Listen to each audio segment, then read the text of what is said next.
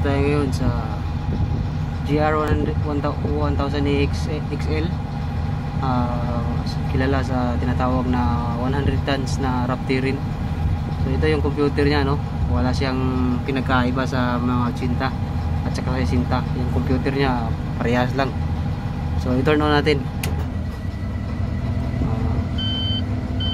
Yan, lalabas talaga yung 0041 na error kasi sa counterweight niya yan eh.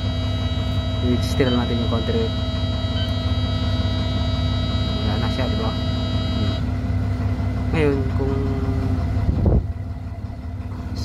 sa operation nito, meron siyang dalawang klase ng operation, sa mode 1 at saka mode 2. Dito ka lang mag-select para sa mode 1 at saka mode 2. Press mo enter. Yan, pagka ganyan sa pangalawa, nakaselect siya ng mode 2. Yan yung tatlong boom ang lalabas sa dulo. Tapos pag dito naman, yun yung mode 1.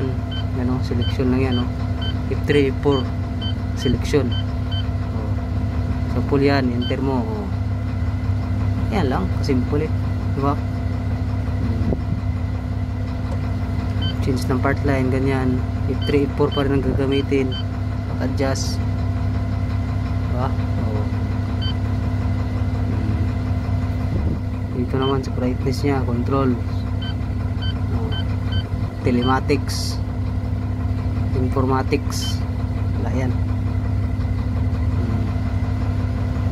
Yan lang, hindi natin na-operate dahil ano na dali lang yan